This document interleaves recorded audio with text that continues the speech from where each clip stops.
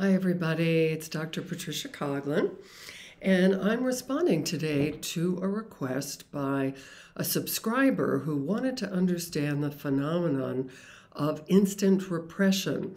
What is that, and how do you treat it therapeutically?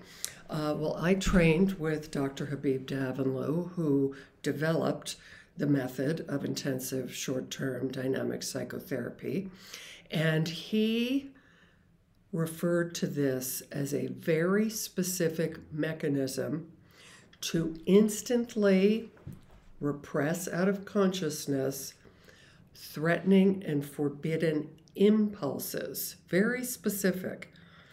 Not just repressing feelings, but repressing the impulses that accompany those feelings, right? So especially aggressive impulses, sometimes sexual impulses. And so what you'll see is that literally instantly, the patient goes from, I'll give you an example, a patient who had massive headaches that lasted weeks at a time. She came in with one of these, and we were able to trace it back to a triggering incident with her father. I helped her to begin to get in touch with her rage toward her father. And now, mind you, she had described the headache as smashing her head on the sides and also tremendous piercing pain in her eyes. Okay? So, as she got in touch with this rage, she was back in the situation in her mind. Her father was sitting next to her brother. They were having a row, and she imagined she said smashing their heads together, and if icicles could pierce. And in that second, she said, "Oh, my head, my eyes, oh." So instantly, the impulse, right, to attack the other very specifically by smashing heads and piercing eyes was instantly internalized, and she experienced that very pain. This has the effect of literally rendering that impulse toward the other unconscious. She had no idea. She was just absorbed in this pain. I had to go over this 3 times. I said, but it was them, right? You wanted to smash their heads, pierce their eyes, but you're feeling that. Yeah, right, didn't get it. Had to say again, right? This is a one-to-one correspondence, and that's the other thing he discovered, right? This is not random. It's absolutely one-to-one correspondence between the repressed sadistic impulse and the patient's symptom. So this is most likely to occur with patients who have somatic symptoms and also depression, right? That, again, instant mechanism in which the impulse is turned back on the self. So I had to go over and over this until, again, finally on the 3rd round, when I said, you wanted to pierce their eyes, but your eyes feel that pain. You wanted to smash their heads, but you're having that smashing pain on your head. Do you see this? You are doing to yourself what you wanted to do to them. And finally, on the 3rd round, she says, oh my gosh, yeah, right? So they have to see it and then turn on it, so they're willing again to face it where it actually belongs. I have another example of this. A patient who, again, began to experience, as I was really pointing out all of her defenses, and anger was rising within her toward me, right, with heat and energy, and an impulse to, oh, what was it? Oh, yeah, throw things like at my head. And then she suddenly, right, so just as she gets in touch with the impulse to attack me, she collapses backwards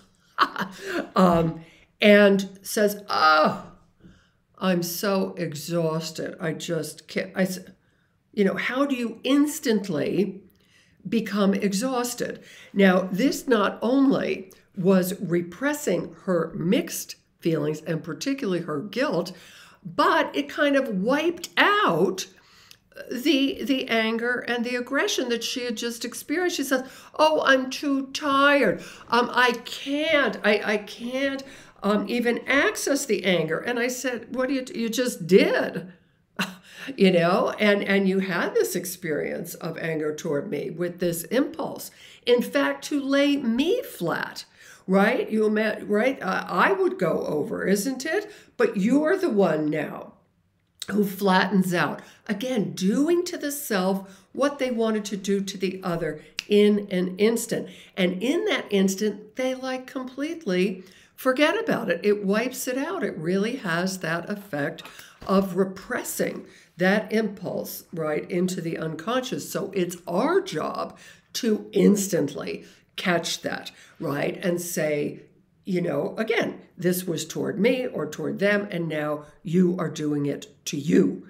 And they have to be able to see that, and very often also to feel grief about it. There was another example where a patient was beginning to experience her rage and the aggressive impulses toward her husband. And she said, oh, I could, and her fists got like this. And then she said, I would just punch him. But she starts really thumping on herself. I said, right, but right there, I said, but you are hitting you right now.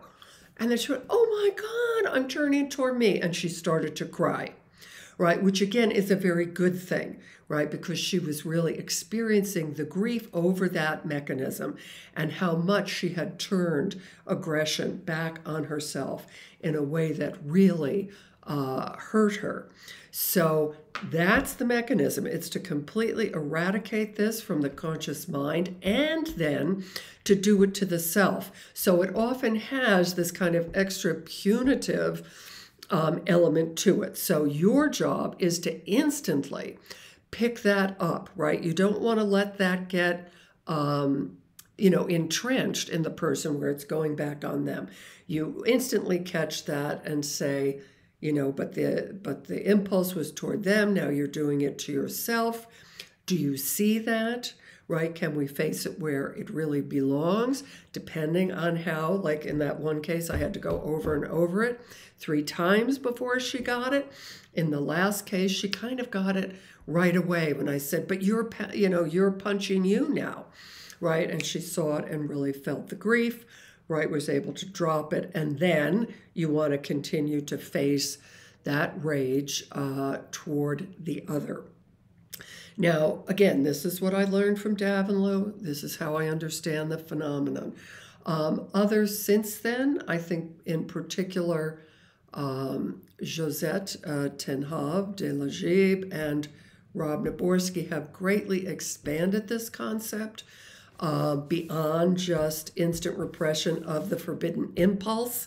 And they talk about it, repressing the feeling, even repressing the trigger to the feeling.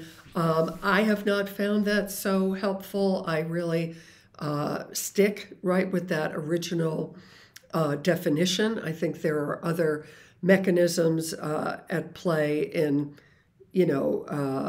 denying feelings or denying that something even happened. A classic case was a woman who'd been depressed for 4 years. When we inquired what happened 4 years ago, she said that her husband had left her for another woman, but she refused to accept it. So, okay, you can refuse to accept reality if you like. How's that working for you, right? So again, you're not going to go for feelings when someone's denying the event, right? The trigger that stirred up that feeling in the first place. So I hope this is clear. Instant repression of forbidden impulses, doing to the self what they wanted to do to the other, point it out, make sure they see it, are willing to turn on it and face the impulse where it actually belongs. So let me know if this is helpful, and I'll talk to you next time.